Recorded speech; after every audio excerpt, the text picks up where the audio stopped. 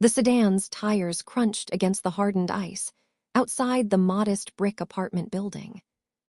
The drive from the Winnipeg Medical Facility had successfully insulated them from the atmospheric friction of the city. But the moment Jessie killed the engine, the howling Gimli wind violently reintroduced the chaotic elements of the external world. Jessie stepped out first, projecting a grounded, stable physical posture to anchor the environment, before carefully escorting Kira up the concrete steps toward the main entrance.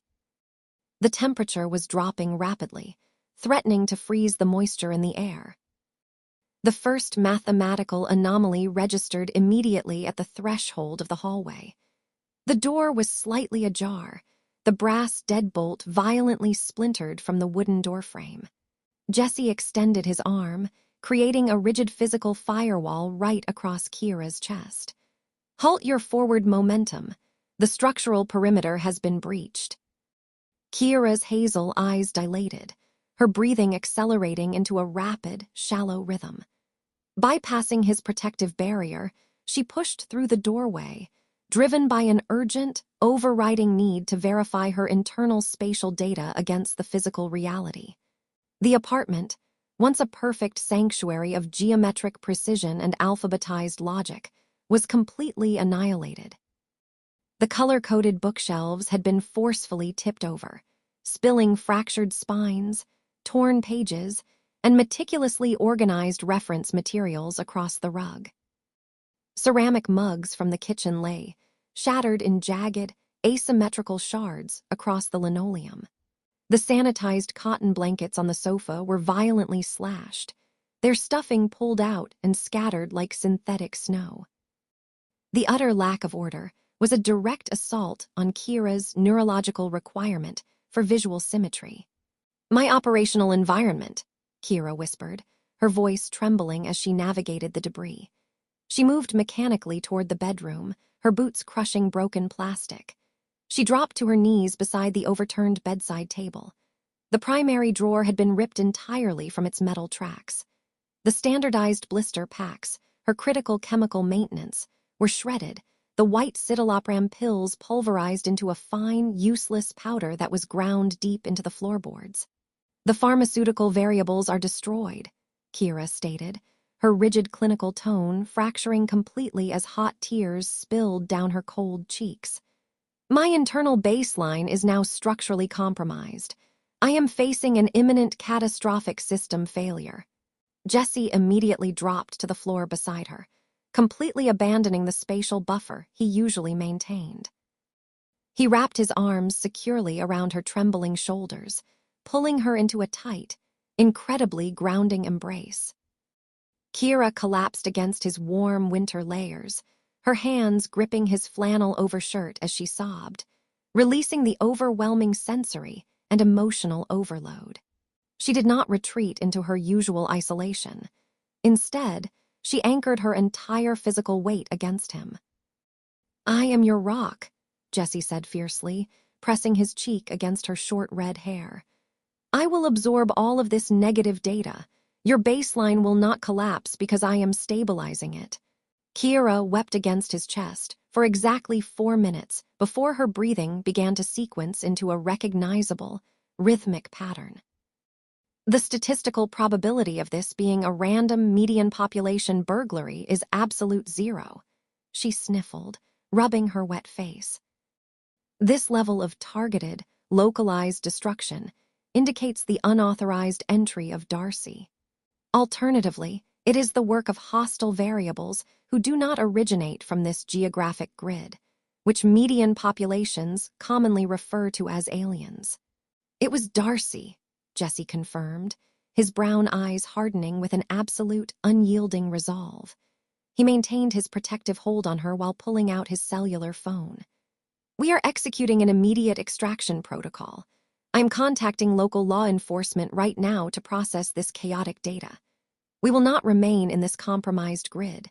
We will go into a secure room at the luxury hotel, and I will acquire your replacement variables from the PharmaSave." "The PharmaSave inventory is mathematically verified," Kira agreed softly, her tears slowing as Jessie's logical parameters re-established a much-needed sense of order. We can easily replace the citalopram and restore the chemical maintenance.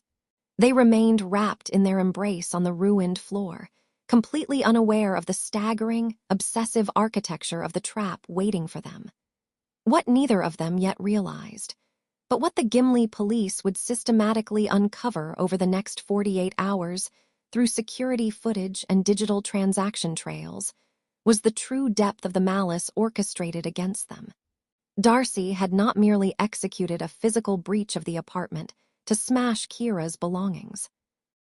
Driven by an unhinged desire to prove the autistic baseline was inherently flawed, Darcy had mobilized massive, illicit financial resources across the province. She had hired crooked medical doctors to forge pharmaceutical authorizations and black market blister pack makers to manufacture identical, counterfeit packaging. They had produced thousands of chemically inert pills, perfectly disguised as citalopram. Then, Darcy had hired professional crooks to violently breach the Gimli PharmaSave earlier that week under the cover of a blizzard, systematically swapping Kira's authentic prescription inventory with the fake medication while leaving the cash registers completely untouched. The destruction of the apartment had been a meticulously calculated catalyst. Darcy had physically smashed the current pills to force Kira into an absolute emergency state, pushing her to immediately retrieve the poisoned, counterfeit supply from the compromised pharmacy. Darcy's ultimate objective was to trigger a violent, unrecoverable chemical withdrawal during the impending weekend, hoping the resulting psychological meltdown would finally sever Jessie's attachment to his new, safe variable. But Darcy's malicious algorithm contained one fundamental miscalculation. She wrongly assumed that without the authentic pills, Kira would entirely lose her humanity and become an unmanageable burden. Darcy failed to calculate the immense strength of the shared environment Jessie and Kira had built. As the police sirens began to wail in the frozen distance, their sound echoing loudly across the icy expanse of Lake Winnipeg, Jessie slowly helped Kira to her feet. The physical apartment was a complete loss, but Kira's grip on his hand was absolute. Even if the upcoming pharmacy visit temporarily introduced fake chemical variables into her system, her true stabilization no longer relied solely on the blister packs. Her primary anchor was the man standing beside her. Jessie looked at the ruined room, then down at Kira, temporarily dropping his complex terminology to speak directly from his core. "We're going to get through this together. Nobody is taking you away. Not Darcy, not anyone." Kira nodded gently, her round hazel eyes reflecting the flashing blue lights now piercing through the shattered apartment windows. "Your parameters are successfully accepted," she said, her voice fully steadying. "We will process the external hostility together. The equation remains perfectly balanced as long as you are the constant." They stepped out of the wreckage and into the freezing winter night, walking in perfect synchronization toward the approaching authorities. The chaotic sprawl of the world continued to spin unpredictably around them, but within their carefully defined perimeter, the variables were finally, permanently secure. The atmospheric friction of the highway shifted exponentially as the frozen, isolated expanse of Lake Winnipeg faded behind them. Jessie gripped the steering wheel of his sedan, his eyes tracking the transition from rural snowbanks to the chaotic concrete sprawl of the Winnipeg perimeter. Neon strip mall signs and industrial hydro grids blurred past the frost-edged windows. The heater blasted a steady mechanical rhythm, establishing a strict thermal baseline against the bitter afternoon cold. In the passenger seat, Kira adjusted the cuffs of her oversized green sweater. Her round hazel eyes scanned the increasing density of the urban architecture. The environmental variables are multiplying at a rapid rate. The sensory input of the metropolitan sector is significantly higher than the Gimli coordinate. "I am maintaining a secure mobile perimeter," Jessie assured her, his tone matching her exact clinical cadence. He glanced at her, his brown eyes soft with ingrained compassion. Your internal baseline will not be compromised by the external density. We have a designated logistical stop before we reach the hotel. The PharmaSave acquisition, Kira confirmed, her shoulders relaxing a fraction. The replacement of my pharmaceutical inventory is mathematically critical. Jessie signaled and merged smoothly into a slush-filled parking lot on the suburban edge of the city. The sterile, fluorescent glow of the pharmacy was currently interrupted by the erratic, rotating red and blue lights of a Winnipeg police cruiser idling near the entrance. Kira's rigid posture locked into a defensive alignment. The presence of law enforcement indicates a localized structural failure or a hostile variable. "Stay in my slipstream. I will assess the threat level," Jessie said. They exited the vehicle, pulling their heavy winter layers tight against the biting wind. Jessie stepped through the automatic sliding doors first, acting as a physical firewall. Inside, the pharmacy was heavily illuminated and eerily calm. A uniformed police officer stood near the consultation window, scratching the back of his neck while speaking to the head pharmacist. Jessie seamlessly dropped his precise, calculated vocabulary, shifting to the casual cadence required for median population interaction. "Excuse me, officer. Is it safe for us to come in? We just need to pick up a prescription." The officer turned, offering a confused, weary sigh. "Yeah, buddy, you're fine to come in. The area is secure. It's just the weirdest break-in I've ever seen in my 15 years on the force." Jessie frowned, projecting standard civilian concern. "What happened?" "Somebody jimmied the back loading door sometime last night," the officer explained, gesturing toward the rear of the aisles. "But here's the kicker, nothing was taken. The registers are full, the controlled narcotics safe wasn't even touched, and there's no physical damage to the property. It's like they broke in just to walk around and leave. Total head-scratcher." Jessie absorbed the information, then turned slightly to angle his body toward Kira, immediately resuming their shared linguistic framework. "The officer reports an unauthorized spatial breach, but confirms zero extraction of high-value inventory and zero structural damage. The mathematical motive of the intruders remains uncalibrated. If the hostile variables bypassed financial assets and controlled substances without inflicting physical destruction, their operational directive does not align with standard median population criminality," Kira stated, her voice perfectly even. "Therefore, the statistical probability of this anomaly presenting a direct threat to our immediate parameters is effectively zero." "I concur," Jessie said, feeling absolutely no residual danger. The logic was sound.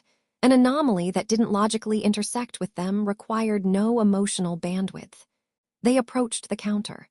The pharmacist, still visibly baffled by the police investigation, handed over a standard white paper bag stapled shut with Kira's information.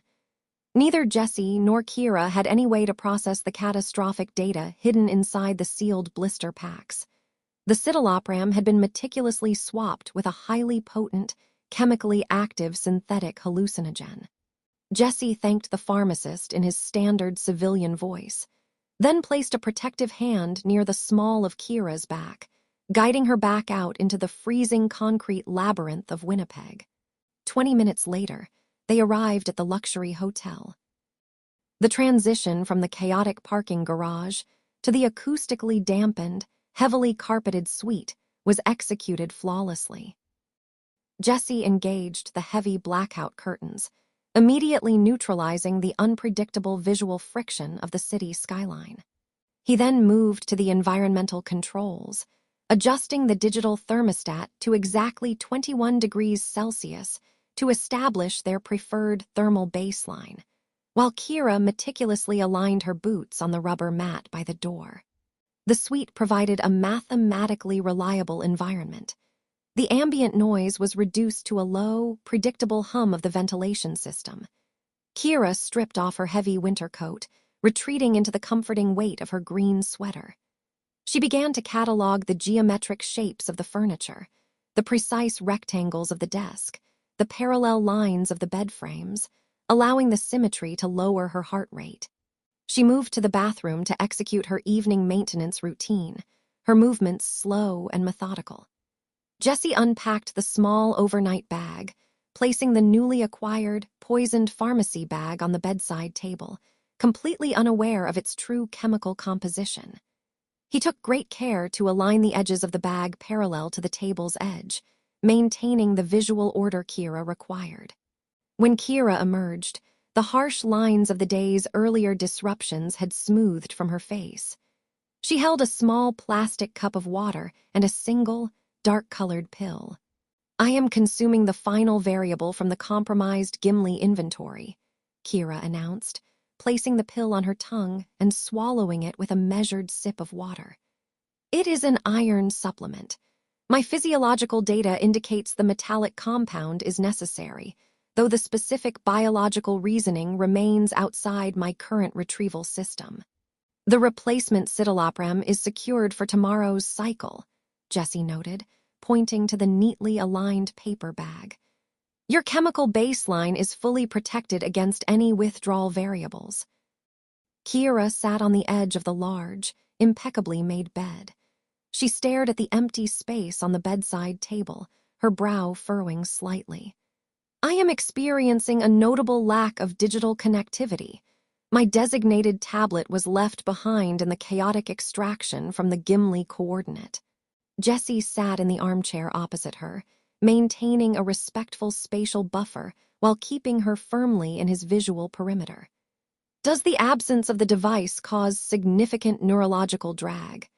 "It disrupts my standard evening protocol," Kira explained, her hands folding neatly in her lap. "I am currently unable to consume the energetic, high-volume auditory variables of Markiplier's gaming broadcasts. Furthermore, I cannot process the social updates of the median population via the Facebook interface. The lack of standard data creates a minor operational void that requires filling." Jessie smiled, his brown eyes radiating a deep, unyielding warmth that required no translation. "We will adjust the timeline for tomorrow morning. We will initiate a transit protocol to the nearby Walmart facility. I will acquire a brand new tablet to restore your digital parameters." Kira processed the logistical offer, her hazel eyes brightening as the equation balanced perfectly in her mind. The Walmart retail environment operates on a highly predictable, standardized architectural grid. It is an acceptable secondary location. She paused, calculating a new variable based on the data she had visually recorded during check-in. "If we are entering a large-scale retail environment, I would like to propose a secondary acquisition, a new bathing suit." Jessie tilted his head, his fluffy hair shifting. "A bathing suit?" "The hotel infrastructure includes a chemically treated, temperature-controlled indoor aquatic center," Kira stated logically. "Immersion in the heated water would provide optimal sensory regulation and significantly reduce the lingering friction from the urban transit. The buoyancy alters gravity's drag on the physical form. However, my current inventory lacks the required waterproof garments." Jessie's smile widened, a quiet joy blooming in his chest at her proactive engagement with the environment. She wasn't just surviving the transition. She was actively calculating ways to experience joy within their shared perimeter. "I think that is a highly optimal idea," Jessie agreed gently. "We will secure the tablet and the bathing suit at Walmart. Tomorrow's parameters are going to be absolutely perfect." The morning sunlight breached the heavy blackout curtains of the suite, establishing a rigid, illuminated perimeter across the carpet. Kira sat on the edge of the perfectly made bed, holding a small plastic cup of water and a white capsule from the newly acquired pharmacy bag. "I am initiating the daily chemical baseline," Kira stated. She placed the pill on her tongue. "The surface texture presents a minor variance from standard inventory, but the structural dimensions are statistically acceptable." Jessie handed her a folded towel. "The manufacturing variables often result in negligible aesthetic differences. Your biological matrix is secure." Affirmative, she replied, swallowing the capsule. The potent synthetic hallucinogen disguised within the white casing began its slow, undetectable dissolution into her bloodstream. The transit to the Walmart facility was executed with flawless efficiency. The retail environment, heavily structured with parallel aisles and fluorescent overhead lighting, offered no friction. Jessie interacted with the electronics associate using his standard, casual median population cadence to acquire a mid-range tablet. "Yeah, this one is perfect. Just the standard warranty, please," Jessie told the cashier, swiping his card with practiced ease. Meanwhile, Kira navigated the apparel sector, selecting a navy blue bathing suit defined by a mathematically precise grid of white intersecting lines. The geometric predictability of the garment was immediately soothing to her. Upon returning to the hotel suite, she successfully connected her new tablet to the local network, verifying that her digital routines were fully functional before changing into the new swimwear. They descended to the aquatic center. The environment was an enclosed hemisphere of glass and white tile, heavy with the scent of chlorine and controlled humidity. Only a few other hotel guests occupied the lounge chairs, their median population chatter fading beneath the mechanical hum of the water filtration system. Kira approached the edge of the pool. She executed a calculated descent down the metal ladder, allowing the heated water to envelop her up to the shoulders. Jessie sat on the tiled edge, rolling up his pant legs and dipping his feet in, acting as a permanent visual anchor. "The thermal parameters are highly optimal," Kira reported, her voice steady. "The buoyancy is successfully reducing the gravitational strain on my physical structure." "I will remain at this coordinate," Jessie replied softly, his brown eyes tracking her every movement. "Your perimeter is fully monitored." 10 minutes later, the synthetic chemical breached Kira's blood-brain barrier. It began as a minor calibration error. Kira blinked, her hands gripping the steel ladder. The white tiles on the bottom of the pool appeared to vibrate. The strict parallel lines of the grout began to undulate, curving into impossible, non-Euclidean geometric shapes. "Jessie," Kira said, her breathing accelerating, "I am registering a severe data corruption in my visual cortex. The architectural grid of the basin is no longer stationary." Jessie leaned forward, his brow furrowing in deep concern. "Your visual processing is likely experiencing a refraction error caused by the surface tension of the water. Close your eyes. The physical structure remains absolute." "Negative," Kira gasped, her hands flying out of the water to grip her head. "The auditory input is manifesting as physical mass. The median voices are striking my epidermis like solid projectiles. The colors, the blue is emitting a hostile thermal radiation." The hallucinogen surged, violently dismantling her heavily guarded perception of reality. The predictable, mathematical universe she relied on for survival shattered into a chaotic kaleidoscope of sensory terror. To Kira, the water was no longer a liquid. It felt like a collapsing matrix of burning static. She screamed. It was a raw, visceral sound that echoed off the glass ceiling. She thrashed wildly against the ladder, her structured vocabulary completely failing as the chemical storm hijacked her neurological pathways. Jessie plunged into the pool fully clothed. The icy shock of his wet jeans and sweater did not even register. He grabbed her by the waist, wrapping his arms around her thrashing form, his own heart hammering a frantic rhythm.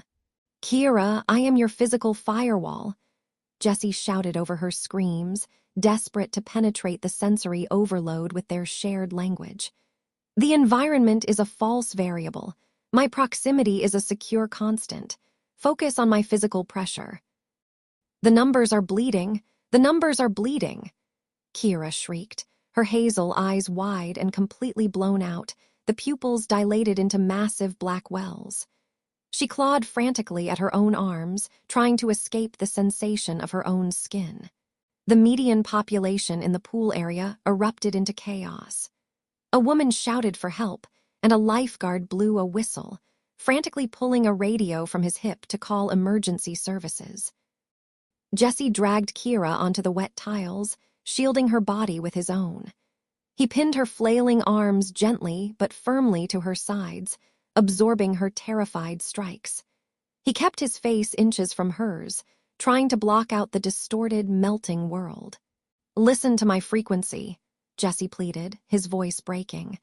"You are safe, I am holding the perimeter." But the substance had completely severed her from the physical world. The arrival of the paramedics only compounded the nightmare. The heavy glass doors burst open, and 3 first responders in high-visibility jackets rushed the deck, carrying heavy medical bags and a collapsible metal stretcher. Jessie immediately shifted his linguistic register, twisting around to block their path. "Stop! Please, don't touch her. She's autistic. She's having a catastrophic sensory overload. The environment is just too loud. I can calm her down, just give us a spatial buffer." "Sir, you need to step back," the lead paramedic ordered, his voice authoritative and sharp. He forcefully wedged himself between Jessie and Kira. "She's exhibiting signs of a severe psychotic break. She's a danger to herself and others." "No, you don't understand," Jessie yelled, his normal median speech fracturing with absolute panic as he tried to push past the paramedic. "She needs a controlled baseline. Grabbing her will only escalate the data corruption. Please, let me hold her." "Hold him back," the paramedic instructed his partner, who roughly grabbed Jessie's shoulders, hauling him away from Kira's thrashing form. Kira screamed as the strange hands grabbed her, the touch registering as molten lead against her hypersensitive pathways. She fought with terrifying, uncoordinated strength, a feral display of a mind completely untethered from its structured reality. Administering a 5-milligram intramuscular dose of midazolam, the lead paramedic announced quickly, uncapping a pre-filled syringe. "Don't inject her with unauthorized variables," Jessie roared, fighting against the man holding him, his fluffy hair plastered to his forehead with sweat and pool water. "No." The needle pierced the fabric of Kira's geometric bathing suit, sinking deep into her thigh. The paramedic depressed the plunger, forcing the heavy, synthetic tranquilizer into her system. Within seconds, Kira's screams devolving into a wet, confused whimper. The chaotic thrashing slowed as the heavy sedative forced a chemical shutdown of her motor functions. Her hazel eyes fluttered, the terrifying, impossible colors of her hallucinations fading into a suffocating, artificial blackness. She went entirely limp against the wet tiles. Jessie stopped struggling, his breath catching in his throat as he watched his unbreakable constant collapse. The paramedics swiftly hoisted Kira's unconscious form onto the stretcher, buckling the heavy nylon straps across her chest. "We're transporting her to the emergency department," the paramedic told Jessie, his tone softening slightly now that the situation was under chemical control. "You can follow us in the rig, but you need to calm down." Jessie stared at Kira's pale, tranquilized face, the water dripping from his clothes forming a dark, expanding puddle on the tile. The mathematically perfect weekend they had constructed was entirely destroyed, replaced by the terrifying, unpredictable reality of a forced hospital transport.